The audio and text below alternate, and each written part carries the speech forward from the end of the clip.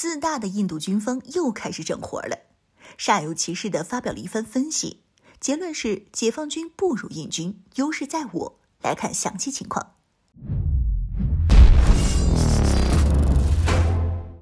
Hello， 各位老铁，大家好，欢迎收看本期迷彩虎，我是虎妞。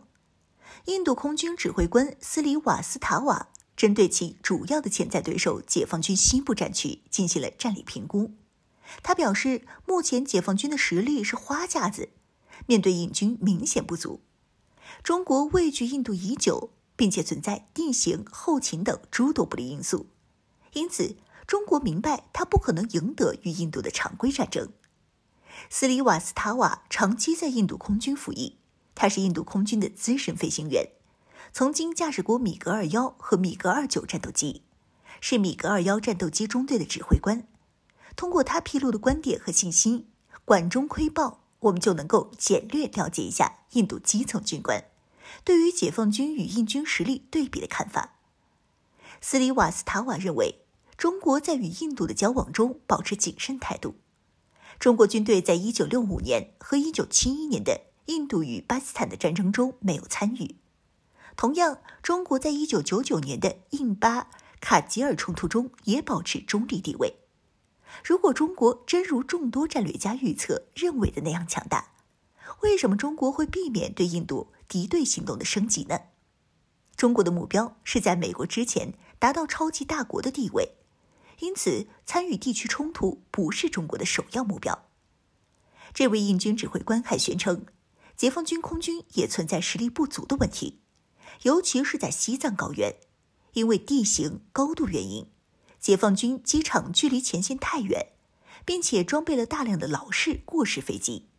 包括强5强击机、轰5轰炸机、歼8战斗机等。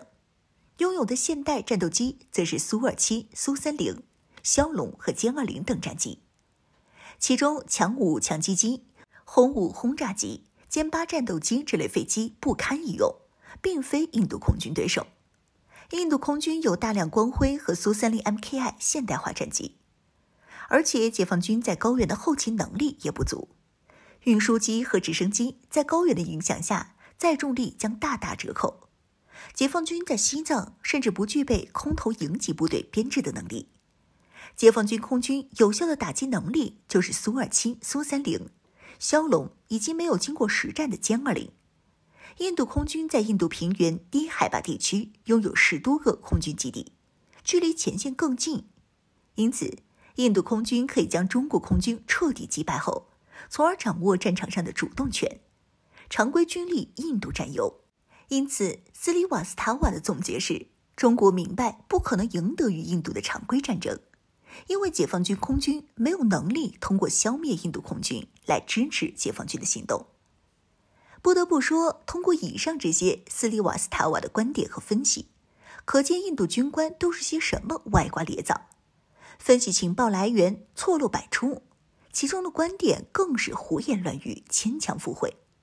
这样的人都能作为印度空军的指挥官，不得不说，印度军官整体素质堪忧。也不知道他哪里来的结论，称解放军装备了大量的强5强击机、轰5轰炸机、歼8战斗机这类飞机，他可能还活在20年前。仅以公开的开源信息就可知，西部战区早就淘汰了这些飞机。目前西部战区使用的战机，除了一个旅使用落后的2代歼7战机外，剩余部队使用的都是歼10C、歼11A、歼11B、歼轰7、歼20、歼16这类的现代化战机。无论是数量还是性能，都要碾压印度空军的任何飞机。歼20更是吊打印军任何战机。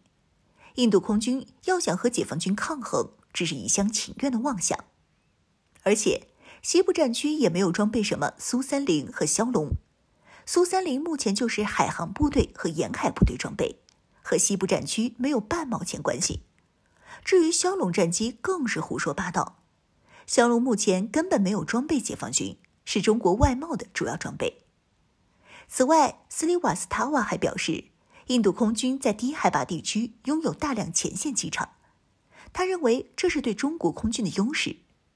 实际上，若他真的有些战略头脑，便知道这在战时是十分危险的，因为解放军拥有强大的导弹部队和炮兵部队。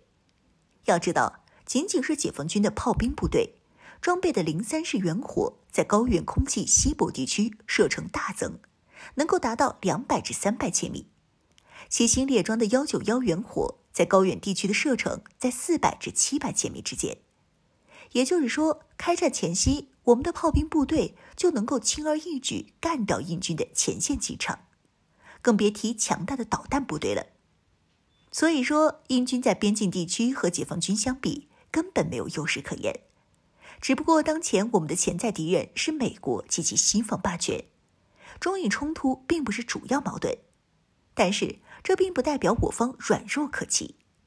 若印军一意孤行，挑拨底线，我军也可再度让印军重温1962年惨败的历史。